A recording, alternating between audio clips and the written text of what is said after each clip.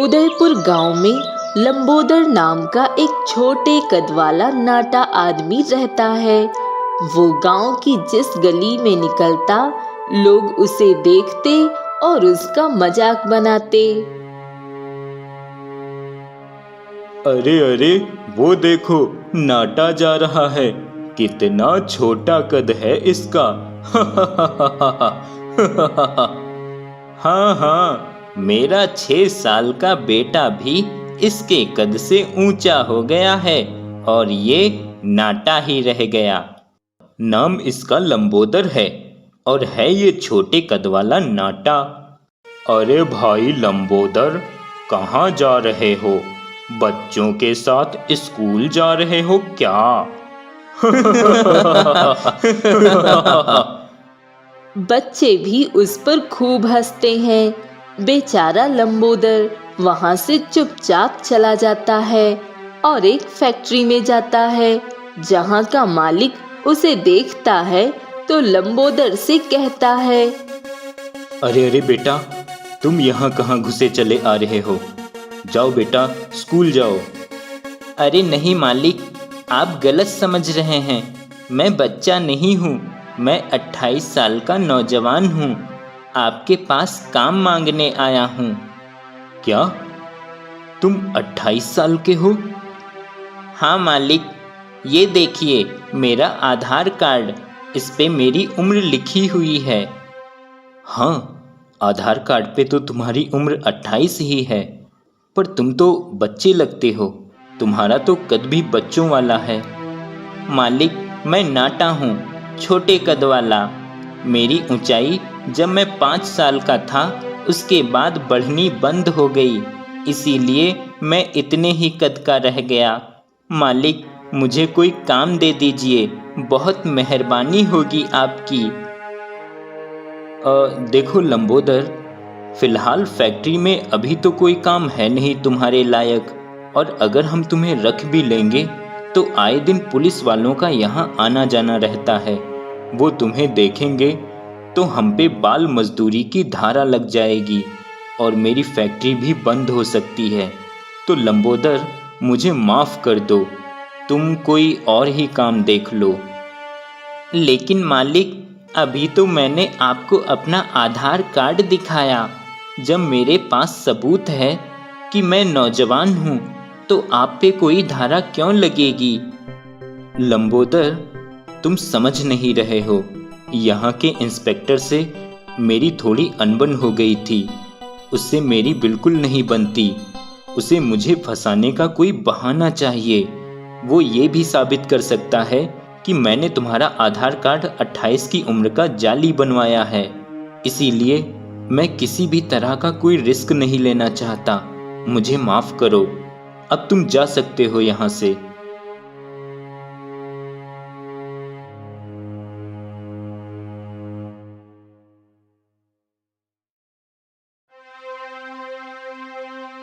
बेचारा लंबोदर निराश होकर वापस घर आ जाता है। लो, आ गए लाट साहब, मिल गई नौकरी। क्या हुआ बेटा, नौकरी नहीं मिली क्या? नहीं माँ, नहीं मिली नौकरी। मैंने अपना आधार कार्ड भी दिखाया, पर मेरे छोटे कद की वजह से सब मुझे बच्चा समझते हैं। मुझे कोई नौकरी नहीं देना चाहता। जानता था, मैं पहले से ही जानता था कि इसे कोई नौकरी नहीं मिलेगी। भला इस नाटे को नौकरी देगा भी कौन? बस हमारी ही छाती पर बोझ बनकर बैठेगा ये। तू मेरे घर से निकल क्यों नहीं जाता? जा, कहीं जाकर डूब मर, नाटा कहीं का। ये आप क्या बोले जा रहे हैं? वो हमारा बेटा है। आप अपने ही बेटे से ऐसा कैसे कह सकते हैं? इसी बात का तो अफसोस है कि ये नाटा मेरा बेटा है, जो किसी काम का नहीं, बस एक बोझ है मुझ पर। और ऊपर से इसके कारण पूरा गांव, इसके साथ साथ मुझ पर भी हंसता है कि मैं एक नाटे का पिता हूँ। ठीक है पिताजी, अगर आपको मेरी वजह से समाज में शर्मसार होना पड़ रहा है तो मैं ये घर और ये गांव छोड़कर कहीं दूर चला जाता हूँ, हमेशा हमेशा के लिए। नहीं, ये तो क्या कह रहा है लंबोदर? तू कहीं नहीं जाएगा मुझे छोड़कर। नहीं माँ, मैं नहीं चाहता मेरी वजह से पिताजी को तकलीफ हो। मुझे जाने दो माँ, क्या पता शायद यही मेरी किस्मत में लिखा हो। नहीं नहीं बेटा लंबोदर, रुक जा बेटा, मत जा। लंबोदर नहीं रुकता, वह चला जाता है। ये क्या किया आपने? अपने ही बेटे को घर से निकाल दिया। आप इतने पत्थर दिल कैसे हो सकते हैं? बेचारा मेरा लंबोदर कहाँ जाएगा, कैसे रहेगा? एक बात कान खोलकर सुन लीजिए, अगर मेरे बेटे को कुछ हो गया तो मैं भी नहीं रहूंगी। फिर रहना आप अकेले इस घर में अपने अहंकार के साथ। लंबोदर एक पेड़ के नीचे लेटा सो रहा था। तभी वहां से दो डाकू गुजरते हैं और वो लंबोदर को पेड़ के नीचे सोता हुआ देखते हैं। अरे, ये बच्चा किसका है? इस सुनसान जगह पर अकेले पेड़ के नीचे सो रहा है। सरदार, चलकर इससे ही पूछते हैं। दोनों डाकू लंबोदर के पास जाकर उससे पूछते हैं। अरे बच्चे, कौन हो तुम? यहाँ इस सुनसान जगह पे अकेले क्या कर रहे हो? तुम्हारे माता पिता कहाँ हैं? तभी लंबोदर उन डाकुओं को अपनी कहानी बताता है। अच्छा, तो तुम बच्चे नहीं हो, 28 साल के नौजवान हो और तुम्हारे पिता ने तुम्हारे छोटे कद की वजह से तुम्हें घर से निकाल दिया है।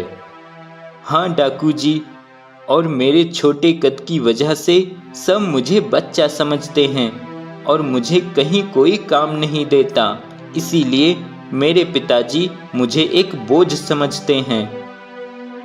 तभी दूसरा डाकू कुछ सोचता है और अपने सरदार से कहता है। सरदार, मेरे दिमाग में एक विचार आ रहा है। मैं सोच रहा हूँ क्यों न हम इसे अपनी गैंग में शामिल कर लें। इसके छोटे कद की वजह से सब इसे बच्चा समझते हैं। इस बात का हम फायदा उठा सकते हैं और इसकी वजह से हमारा काम भी आसान हो जाएगा और पकड़े जाने का भी डर नहीं रहेगा। तुम सही कह रहे हो, पर क्या ये हमारे साथ काम करेगा?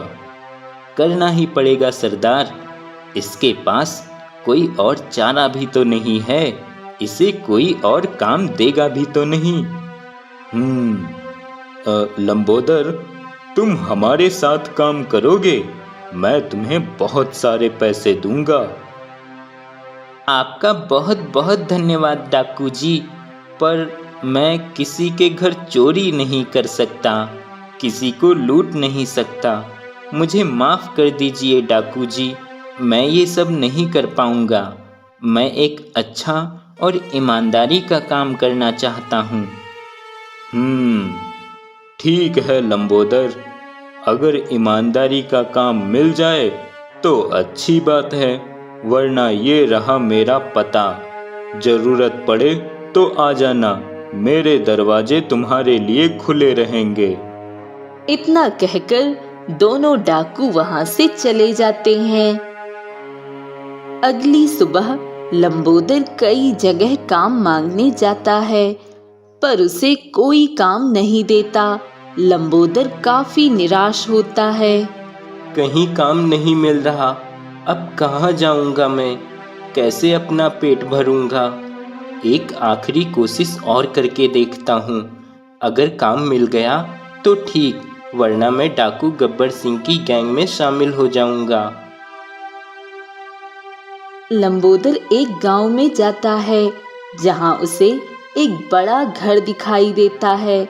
लंबोदर उस घर में जाता है और उस घर का मालिक सेठ धनीराम होता है, जो उस गांव का मुखिया होता है। अरे अरे, कौन हो बेटा? कहाँ घुसे चले आ रहे हो? सेठ जी, मेरा नाम लंबोदर है। मैं काम की तलाश में आया हूँ। मैं आपके घर का सारा काम कर दूंगा। झाड़ू, पोंछा, बर्तन और बाहर से सामान लाना, और मुझे खाना बनाना भी आता है। अरे वाह, इस छोटे से बच्चे को इतना सारा काम आता है। मुझे भी घर के कामों के लिए किसी की जरूरत है। जब से मेरा नौकर काम छोड़ के गया है, मैं बहुत परेशान हूँ। ए जी, इसे ही रख लीजिए ना काम पे। अरे भाग्यवान, थोड़ा सब्र रखो। मैंने तुमसे कहा था कि मैं घर के काम के लिए किसी को ढूंढ लूंगा, तो मुझे ढूंढने का थोड़ा समय तो दो। ऐसे किसी बच्चे को कैसे काम पे रख लूं? वो सब मैं कुछ नहीं जानती। मुझे जल्द से जल्द घर में काम के लिए एक नौकर चाहिए। आपको मेरी जरा सी भी चिंता नहीं है। इतना बड़ा घर है, इतना सारा काम होता है घर में। मैं अकेले सारा काम करते करते कितना परेशान हो जाती हूँ। आपको क्या, आप तो बैठे रहते हो अपनी पंचायत लिए। इतने दिनों से कह रही हूँ एक नौकर ढूंढ दो, न ढूंढ के देते हो, और जो आया है खुद से चलकर काम करने, उसे भी भगा रहे हो। अरे भाग्यवान, तुम तो एक बार शुरू हो जाती हो तो चुप होने का नाम ही नहीं लेती हो। ऐसे कैसे काम पे रख लूं? ये एक बच्चा है। अरे बच्चा है तो क्या हुआ? जब वो खुद कह रहा है कि उसे घर का सारा काम आता है और वो सारे काम कर लेगा, तो आपको उसे रखने में क्या तकलीफ है? सेठ जी, मेरी बात सुनिए। मैं बच्चा नहीं हूँ। मैं 28 साल का एक नौजवान हूँ। क्या तुम 28 साल के हो? पर तुम तो बच्चे दिखते हो। लेकिन किसी को यकीन कैसे होगा तुम बच्चे नहीं 28 साल के हो? बोलो। सेठानी जी, ये रहा मेरा आधार कार्ड। इस पे मेरी उम्र लिखी हुई है। देखा आपने, ये बच्चा नहीं है, बस नाटा है। अब तो रख लीजिए इसे काम पे। हाँ हाँ ठीक है, रख लेते हैं। पर हम तुम्हें क्या कहें, नाटा या लंबोदर? जैसा आपको ठीक लगे सेठ जी। देखो लंबोदर, काम तो करोगे, पर किसी प्रकार की हेरा फेरी अगर की तो तुम मुझे जानते नहीं हो। सेठ जी, मैं आपको शिकायत का कोई मौका नहीं दूंगा। तो ठीक है, जाओ अपनी सेठानी जी की काम में मदद करो। और भाग्यवान, लंबोदर को उसका नौकर कक्ष भी दिखा देना। लंबोदर, ये रहा तुम्हारा कमरा। पहले अपने कमरे की सफाई कर लो, फिर पूरे घर की सफाई कर लेना। अब लंबोदर घर के सारे काम करता और उसका गुजारा चलने लगा। एक दिन, लंबोदर, ए लंबोदर, जरा मेरे लिए एक गिलास पानी ले आना। लंबोदर पानी लेकर आता है। तभी गांव का एक व्यक्ति भी रोते हुए मुखिया के पास आता है। मुखिया जी, मुझ गरीब पे रहम कीजिए मालिक। मेरी जमीन मुझे वापस कर दीजिए। मेरा परिवार भूखा मर जाएगा। अरे ये रोना धोना बंद करो मेरे सामने मनोहर। मैं तुम्हें पहले ही इतनी मोहलत दे चुका हूँ। अब और कितनी मोहलत दूं? समय की एक सीमा होती है। मैं कुछ नहीं कर सकता। अब जाओ यहाँ से, मेरा समय खराब मत करो। बेचारा मनोहर निराश होकर चला जाता है। लंबोदर, पानी लेकर खड़े ही रहोगे या पिलाओगे भी? जी मालिक, ये लीजिए। मालिक, वो आदमी बेचारा कितना परेशान था। उसके पास उसका खेत नहीं रहेगा तो उसके परिवार का गुजारा कैसे होगा? आप उसे थोड़ा समय और दे देते। नौकर हो, नौकर की ही हैसियत से रहो लंबोदर। अब मैं एक नौकर की सलाह पे काम करूंगा। मुझे क्या करना है मुझे अच्छे से पता है। तुम अपना काम करो। कहाँ जा रहे हैं आप मालिक? गांव के लोगों से मिलने जा रहा हूँ। कुछ काम है मुझे। मालिक, कुछ ही देर में आपकी दवा का समय हो जाएगा, इसलिए मैं भी आपके साथ चलता हूँ। लंबोदर सेठ धनीराम के साथ ही गांव में जाता है और वह देखता है सेठ धनीराम अपने ही गांव के लोगों को डराता धमकाता है। कान खोल कर सुन लो तुम सब। सेठ धनीराम हूँ मैं, इस गांव का मुखिया। मैं जो कहूँगा तुम सबको करना होगा। अगर मेरे खिलाफ कोई गया तो वो मुझसे बच नहीं पाएगा। तुम सब की जमीनों के कागजात मेरे पास हैं। मालिक, हमारी जमीन पे आप क्या करने वाले हैं? जब मैं तुम सबको अपनी फैक्ट्री में काम पे रखा हुआ हूँ और हर महीने तनख्वाह भी देता हूँ, तो तुम्हें जमीन की चिंता क्यों है? जमीन का क्या करोगे? बोलो। और अगर जमीन ही चाहिए तो लाओ, मेरा कर्जा अभी वापस करो।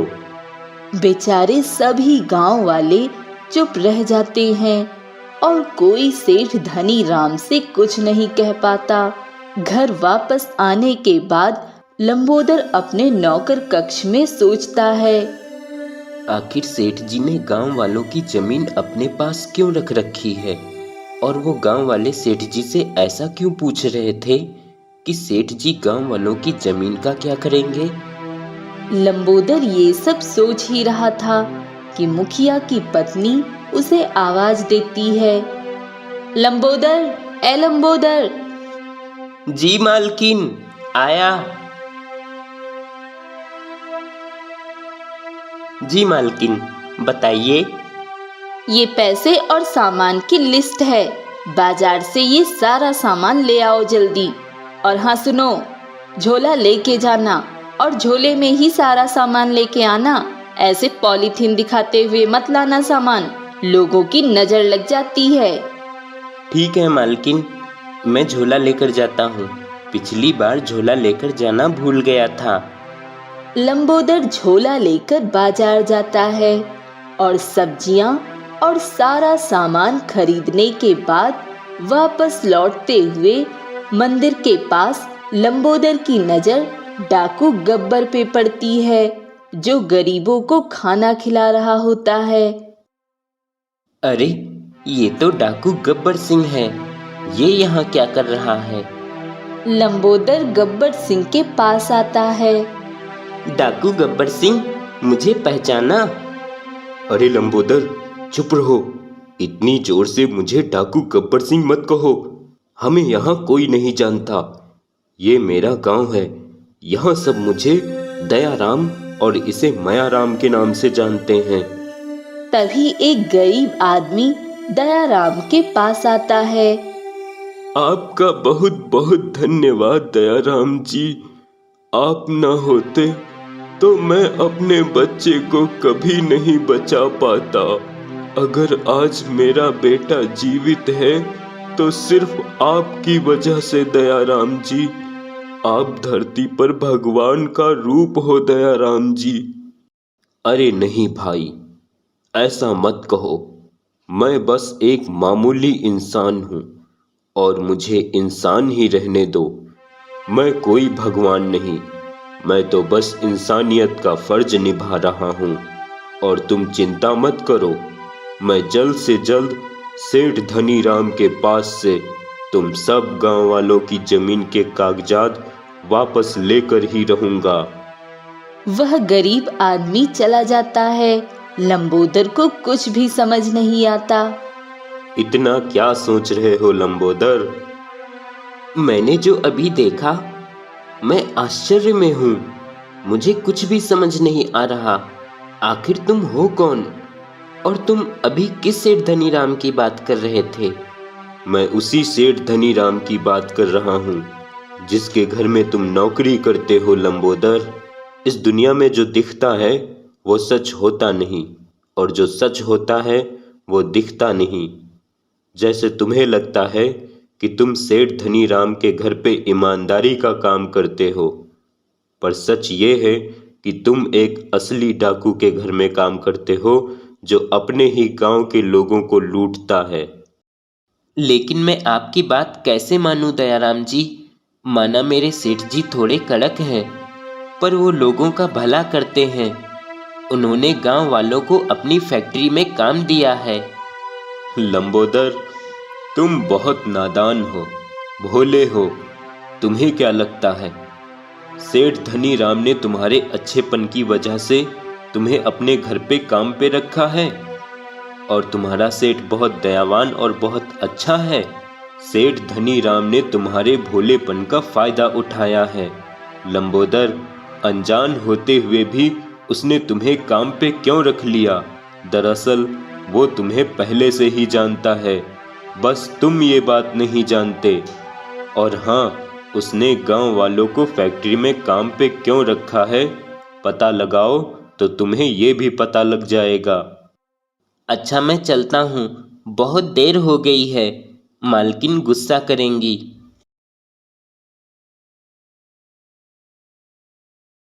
लंबोदर सामान लेकर घर आ जाता है। तभी मालकिन गुस्से में, कहाँ मर गया था लंबोदर के बच्चे?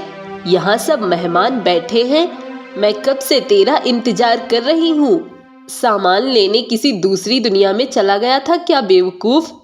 मालकिन, वो मैं। अब ये बकरी की तरह मैं करना छोड़ और जल्दी से किचन में जाकर मेहमानों के लिए नाश्ता बना। इतनी देर से मेहमान बैठे हैं, मेहमानों से मेरी बेइज्जती कराएगा ये, नाटा कहीं का।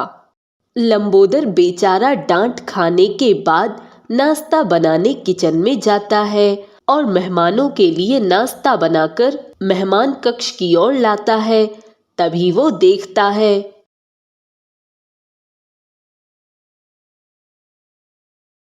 अरे, ये तो मेरे गांव उदयपुर के मुखिया जी हैं, ज्ञानदास जी।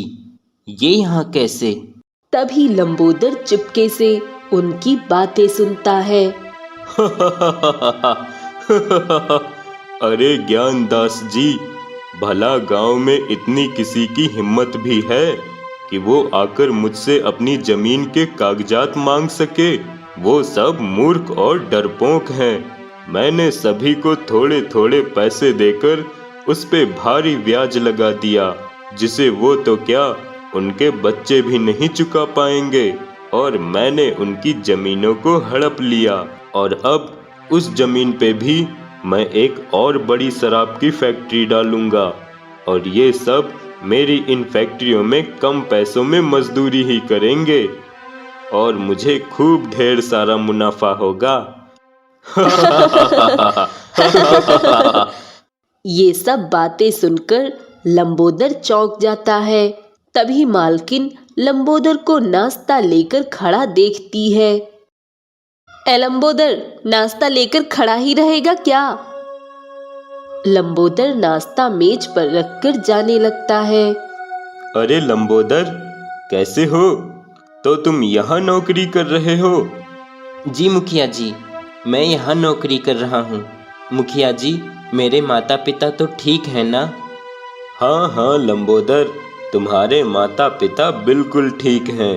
तुम यहाँ आराम से नौकरी करो, परेशान मत होना।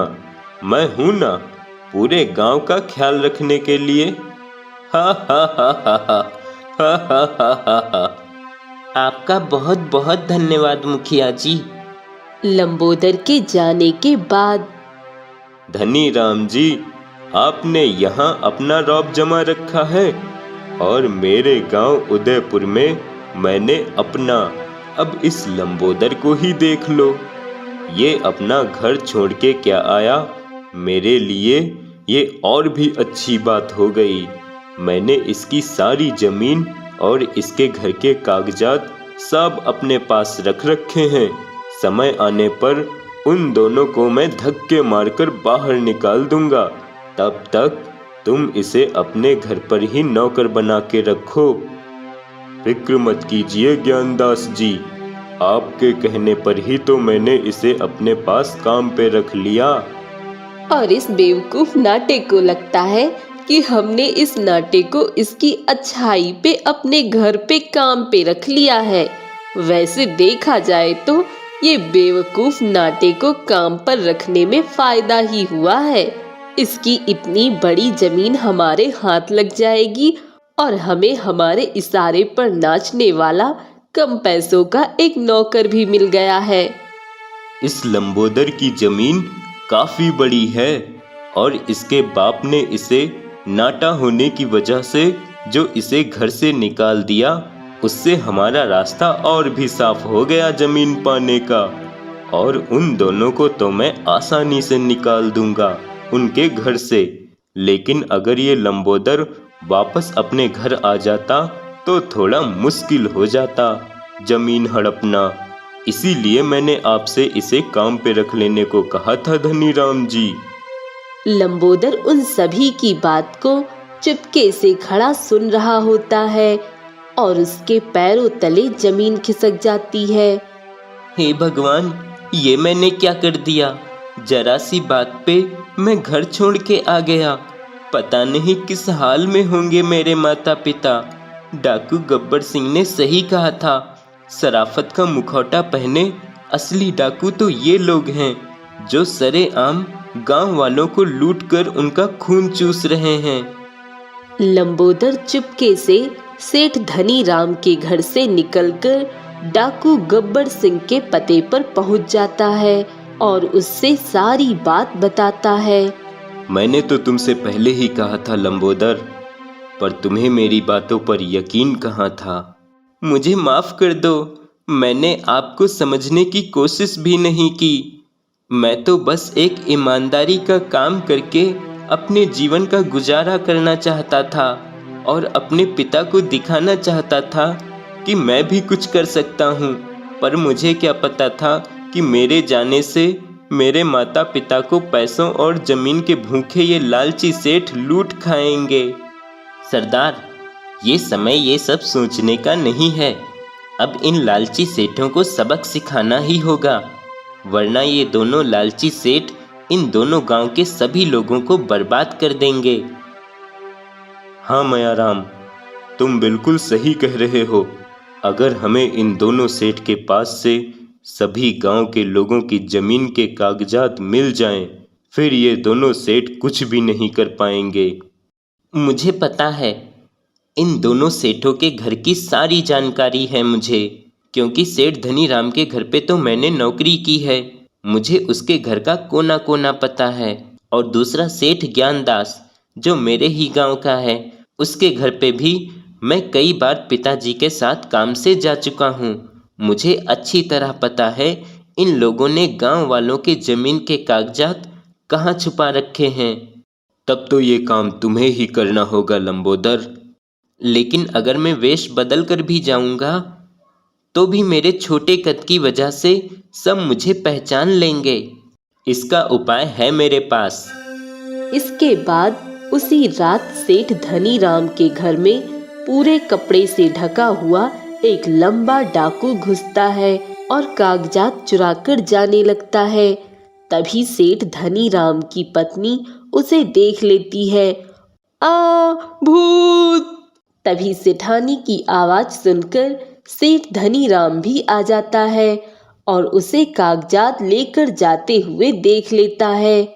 अरे ये क्या? ये कौन है जिसकी टांगे इतनी लंबी हैं? इसके पास तो बंदूक भी है। इसका मतलब ये कोई लंबी टांगों वाला डाकू है। मैं लुट गया, बर्बाद हो गया। गांव वालों की जमीन के सारे कागजात ले गया ये डाकू। अगले दिन सुबह सेठ धनीराम सारी बात सेठ ज्ञानदास को बताता है। लंबी टांगों वाला डाकू? ऐसा कौन नया डाकू आ गया है?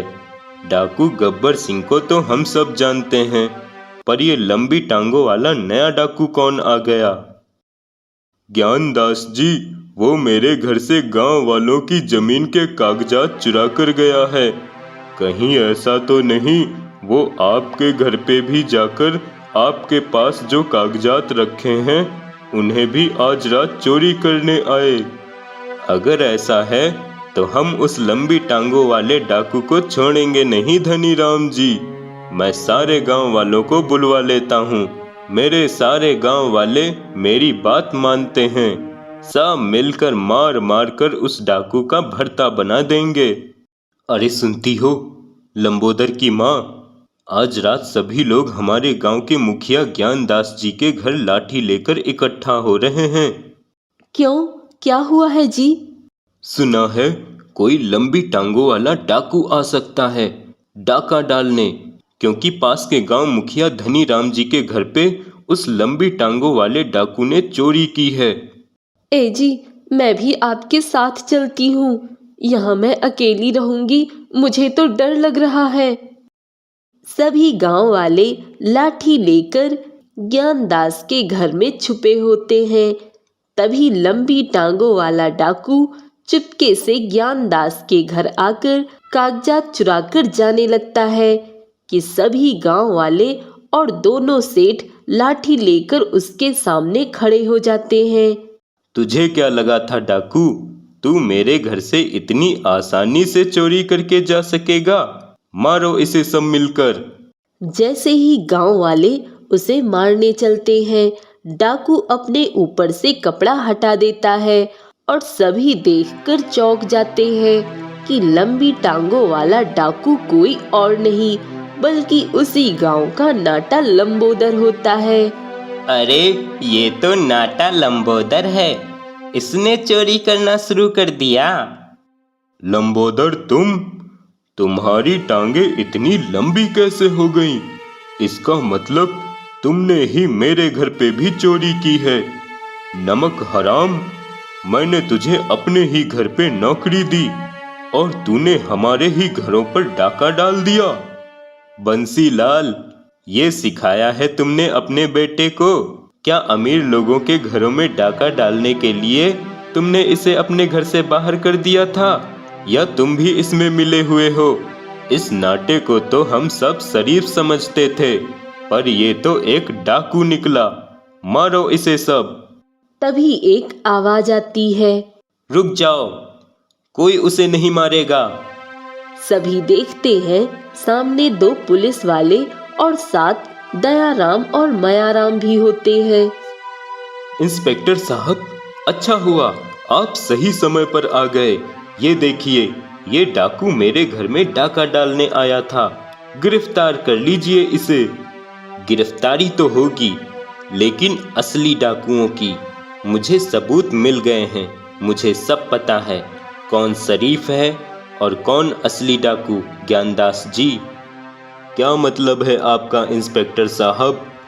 ओह धनी राम जी, आप भी यहीं पर हैं? अच्छा हुआ। मेरे साथ खड़े इन दोनों को जानते हैं आप? हाँ हाँ जानता हूँ, ये मेरे गांव के दयाराम और मयाराम हैं। और यही डाकू गब्बर सिंह भी है। क्या ये डाकू गब्बर सिंह है? हाँ धनी राम जी, पर इसने आज तक कभी किसी गरीब को नहीं लूटा, बल्कि गरीबों का भला किया है। इन दोनों ने लंबोदर के साथ मिलकर तुम दोनों सेठों के खिलाफ काफी सबूत इकट्ठे किए हैं। वो सारे सबूत मेरे पास हैं। लंबोदर ने ये डाका मेरी निगरानी में ही डाला है, गांव वालों की जमीन के कागजात इकट्ठे करने के लिए। पुलिस धनी राम, उसकी पत्नी और ज्ञानदास को गिरफ्तार कर लेती है।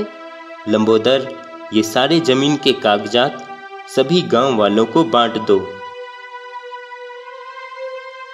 इस तरह सभी को उनकी जमीन वापस मिल जाती है। भाई लंबोदर, अगर तुम न होते तो हमें तो पता ही नहीं चलता कि हमारी जमीन हमारे पास है ही नहीं। इसका मतलब उस दिन इस मुखिया ने हम सबसे हमारी जमीन के कागजात पे अंगूठे लगवाए थे। हमें माफ कर दो लंबोदर, हमने तुम्हें हमेशा नाटा कहकर तुम्हारा मजाक उड़ाया और तुमने हमारे लिए इतना कुछ किया, पर तुम अचानक इतने लंबे कैसे हो गए? तभी लंबोदर अपनी नकली टांगे अलग कर देता है जिसे देख सभी हंसने लगते हैं। आज से हम सभी गांव वाले लंबोदर भैया को अपने गांव का नया मुखिया चुनते हैं। सभी गांव वाले लंबोदर को मुखिया चुन लेते हैं और लंबोदर का पिता बंसीलाल भी लंबोदर से बहुत खुश होता है। चल बेटा, अपने घर चल।